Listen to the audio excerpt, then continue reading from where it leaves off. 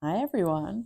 So let's talk about the purification of a Virgo full moon lunar eclipse. So eclipses, as we've discussed in the past few weeks, the videos the past few weeks, eclipses are these portals, these gateways. It is this time when you can really quantum jump, when you can quantum leap. And what that means is if we go with the principle that there are infinite versions of reality, infinite dimensions, and your feelings, your true feelings, and the alignment of who you are and all parts of you, the alignment of that determines which reality that you are in. So if you are genuinely feeling happy, grounded, peaceful, blissful, that is what is going to show up in the universe around you, because we are in a universe that mirrors us. You smile into the mirror, genuinely smile, and the mirror smiles back. That's how this world works. Now, when we are talking about an eclipse, it's going to bring up the stuff that we need to clear, that we need to work on. The stuff, it brings up karma, really. I'm just going to go close this window. It brings up karma. And the reason why that's so powerful, especially with the Virgo moon, is because Virgo is the virgin of the zodiac. Now, when we look at the word virgin, it doesn't mean what we know it's mean in modern times. Virgin means pure, it means whole. To phrase that in a different way, to be whole is to not be fractured or fragmented, which means that you've gone on this journey of bringing together parts of you that you've fractured, fragmented, estranged, and exiled. So that's a lot of work, really. To me, I connect Virgo a little bit. I know it's an earth sign, a mutable earth sign, which means it can flow and change. But I always connect Virgo as well with its mercurial aspect, thoughts, nervous system even. I connect Virgo that way. And the reason why that's so powerful is because our reality is created by the alignment of the nervous system. The nervous system and how fractured or whole, or how fractured or healed is a better way of saying that, how fractured or healed it is creates the emotions and the waves that move through our reality.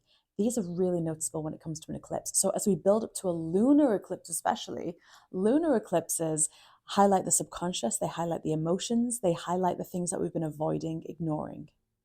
So if we've been avoiding and ignoring things, they're going to come back. We have the law of cause and effect, the principle of cause and effect really in play here. So that's kind of like, karma's going to come around, right? And once again, that's not a bad thing. Like karma can be incredibly good as well. If you're very generous of spirit, generous of heart, like genuinely do things without condition, then that's going to come back around as well, right? Eclipses have a way of really balancing out things that have not been balanced. But the thing, or the reason why this is so poignant, is because it's overlapping with the Venus retrograde in the sign of Aries. Very fiery. Venus retrograde in the sign of Aries, overlapping eclipses, can create a very volatile relationship experience. So if there are things that are ready to be shook, they will shake. If not, don't worry. Like if you're already in like a stable relationship, not going to be anything to worry about. Venus retrograde doesn't impact in a negative way relationships. It just magnifies. It brings introspection. It just magnifies what's already there. So if it's a relationship that you're in that's not healthy, that can be a friendship, that can be a romantic relationship, that can be a work relationship. It's going to highlight even more, magnify, especially with an eclipse. My microphone's just changed. Take my earphones out of my pocket. We are in a Mercury retrograde, which is why my technology is doing funny things. So we will see whether this microphone picks this up or not, continues to. If it doesn't, I'll re-record.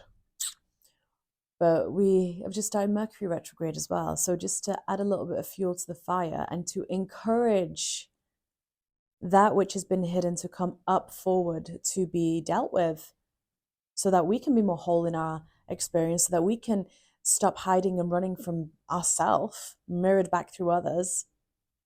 Mercury is also in retrograde, encouraging through the form of miscommunication, through the form of needing extra patience, perhaps with things like technology, electrics, contracts, deals, stuff like that, the usual stuff. But I personally love a good retrograde because it is only going to encourage you to be more true to yourself and who you actually are, which means that we actually get the opportunity to really embrace ourselves and accept ourselves where we have hidden away, exiled, and shamed ourselves.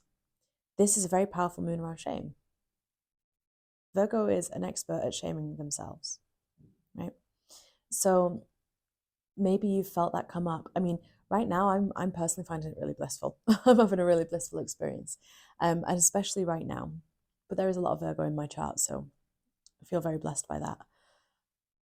What will make it easier for you if you are struggling a little bit is just asking yourself, well, firstly, before we get to asking yourself anything, if you're finding yourself out of balance, if you're finding yourself struggling emotionally or mentally or anything like that, find a way to regulate yourself.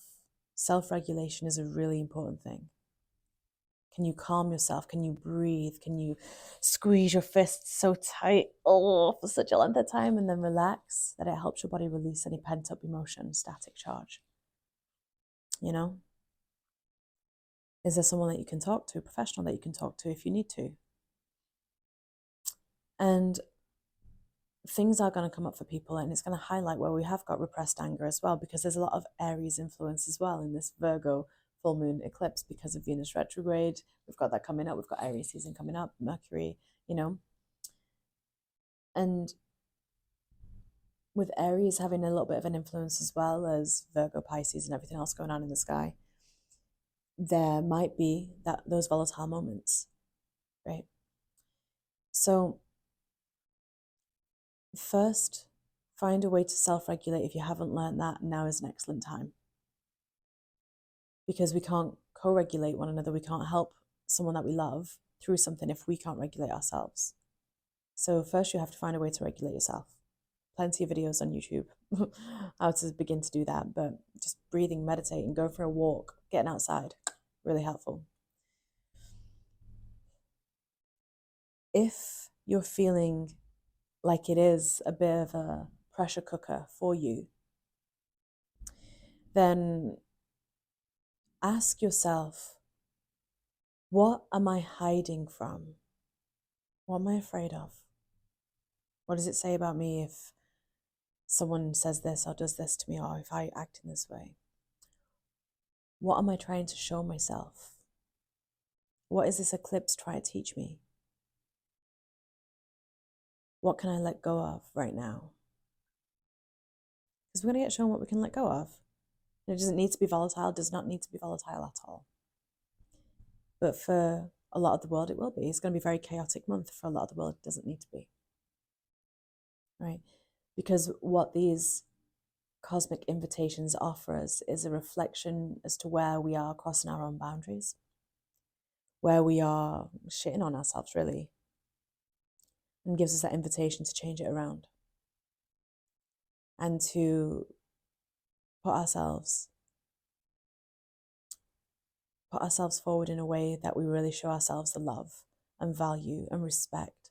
And sometimes that actually means doing things differently in your day. That means going to bed at a certain time and waking up at a certain time, because even that is an act of self-love, you know? What food you might choose to eat, that's a very Virgo thing. So there'll be a lot of people wanting to fast or diet or change those types of habits as well, and good on you, go for it. Go for it. If you are finding that you could really do with a channeled guidance appointment, I do have a few appointments in the next few weeks in my calendar available, or a soul acceleration appointment where we do some quantum visualization, quantum healing as well. Really powerful appointments. If you are feeling that this is a very pivotal moment in time for you, please reach out. Have a look at aliceheath.com.